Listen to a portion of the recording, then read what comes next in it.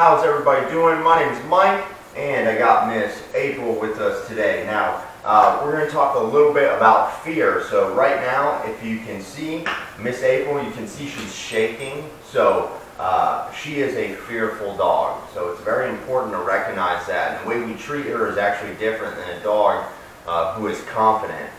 So she's on a 3-foot tether right now. You can't see because she's laying on the eyeball that's in the wall. So this tether can actually help reduce fear. Now, obviously, we all have seen the owner that does not train their dog and does not know anything but chains the dog outside.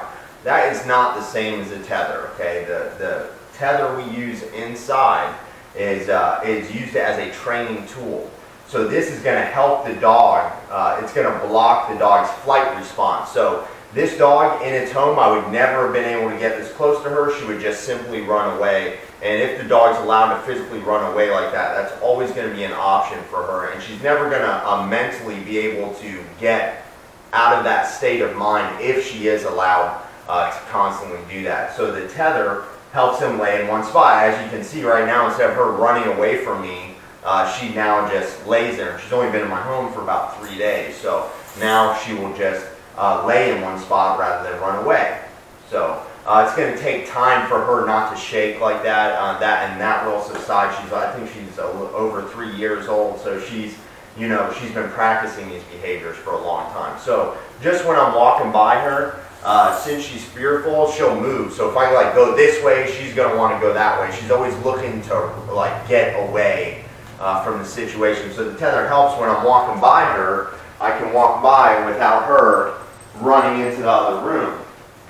Now you can see how she moves, and one thing is I'm not looking at her or anything like that, but the tether is going to help her stay in one spot. It's going to help her start to deal with things instead of always running away from them, keeping her in that state of mind. So the tether helps me even put this collar on her. I would never be able to catch her without that tether. So everything we do, like I said, we do it differently for a fearful dog. We move in a different way. So I always get down. If she's fearful, I'm always going to get down to the ground. I show the dog the collar, see how she reacts, And with this, we just move real slow. You don't want to go right over the top of the dog's head, but you can see how she uses the wall to kind of shrink into. She just wants to disappear.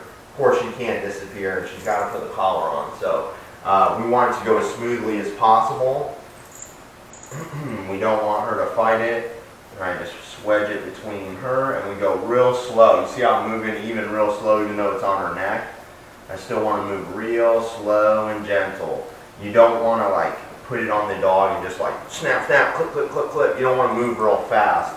And then when I have the collar right here, I'll still kind of move the collar around, just kind of play with it so she just gets used to someone being there messing with her collar. And so this is how you stop a fearful dog from running away. She's either in her crate, on the tether, or with me on the leash. That's going to help block that flight response and get her used to taking some direction. So I'm going to go ahead and shoot another video with her where I'm going to be working her, and you're going to see her go from shaking like this to more of a normal dog just because of giving her some direction and working her in obedience. That you'll see that fear kind of start to melt away.